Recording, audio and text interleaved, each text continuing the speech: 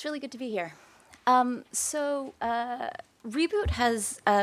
draws on ethnographic, political economy, and user-centered design approaches to inform our work. And we work in lots of different spaces.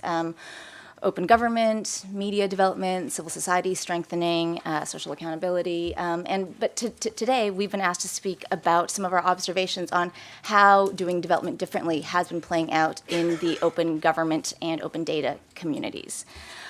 So just to start out, for those that may be unfamiliar, open government is a sort of broad umbrella term. It's a global movement to push for greater government transparency, often through advocating for freedom of information legislation, proactive disclosure of government data, to then encourage and enable citizen participation, more informed citizen engagement with government based on this newly released data. And so the theory goes that, if we do this, citizens can then better engage with governments to be able to have, joint collaborations around sort of problem solving around governance challenges, whatnot. And this is not new. Transparency, participation, accountability, these are the, hallmarks of modern democracies. But what is new is that the recent growth in technological advancements, usage, whatnot, social media, big data, the ubiquity of mobile platforms has really seen this movement balloon all around the world. And who's familiar with the Open Government Partnership? Okay, so this is a 5-year-old multilateral initiative that has really been shepherding this global movement by securing concrete commitments from governments, usually over a 2-year time horizon, to advance open government. And so now it has about 70 national governments and 15 subnational governments as members. And it's really done a lot to build sort of global momentum and political interest in this space. And so Reboot has been working on open government and open data initiatives both formally through OGP and also sort of more informally through other development programs. And so a few observations. First of all, I think open government fundamentally encourages decentralized local problem solving. So the theory is if we can open up government data, we can give citizens access to the information they need to better engage with governments. We can then better organize citizens and civil society to then better engage and solve problems. And so OGP, as a body, sets protocols and parameters for government and citizen collaboration, but it doesn't intervene in local debates and processes, and that is a good thing. And I think OGP and sort of open government programs have really done an excellent job in establishing the space for coalition building, collaboration between actors on the, usually on different sides of the supply-demand divide that don't usually come together. And so its greatest successes have been in bringing together these actors for joint problem solving. It's done a really great job of creating the political interest and establishing and legitimizing a formal space for these actors to come together to problem solve.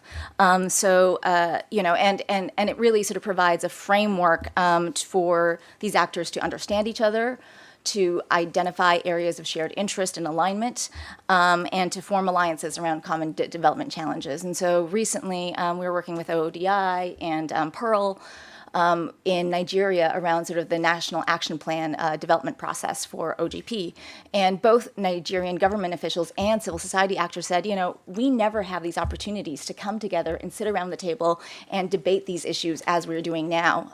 We've been working in Mexico with the Office of the President, which is staffed by, people from civil society that typically would not join government under the Peña Nieto administration, but see this as an opportunity to make change on issues that they have long been fighting for from outside of government.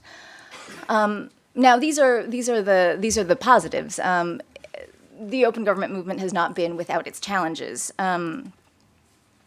I think one thing is that it has largely been this movement has been largely defined, structured, and led by civil society actors, largely international ones, that bring sort of biases and assumptions about how their core audience government works. It emphasizes political commitments, but often overlooks the operational elements and the socio-political realities of how you actually implement this stuff. So, for example, OGP has been very successful in getting high-level political buy-in, but when it actually comes to the practicalities of implementation, it's often less targeted and sophisticated in understanding how policymaking works, how decision-making works. And also OGP often works through organized civil society to represent citizen interests, and so there's a bias towards advocacy organizations and national ones or ones funded by international organizations, and so that introduces bias into sort of the agendas that are being promoted. And so for all the talk of citizen participation, there's often quite limited interaction with actual citizens.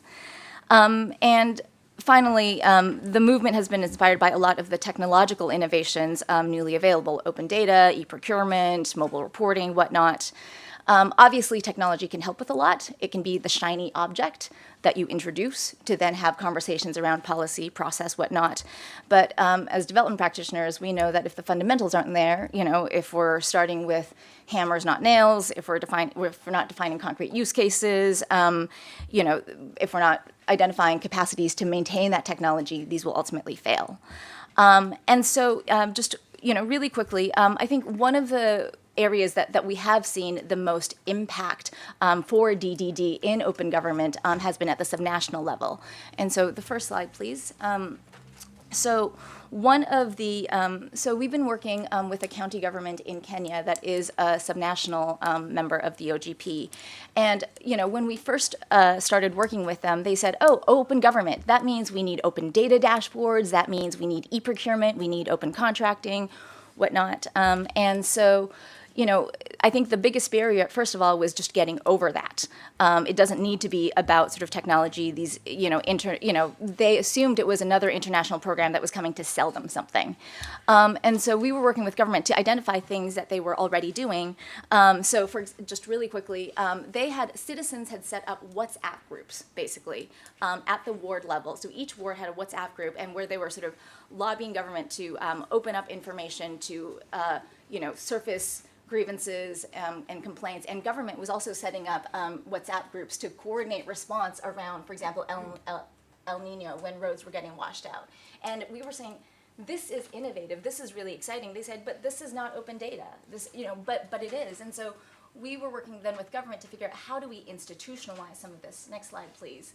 To try and basically to take them through a design process on this is a local solution that is working really well, so how do we institutionalize this? How do we get the governor's buy-in and support around this? And then next slide, define sort of formal protocol to be able to understand what are the government offices that would actually benefit from this: road monitoring, health clinic monitoring, to take a look at citizen participation data that, because of the devolution process, a lot of counties are now going through, to understand the intersection of citizen interests and needs, government need, and then to start defining sort of processes. And I think open government, OGP, and others have created a lot of space and political interest to do things like this. And I think that's where it's going to be most useful for the DDD community. Thank you.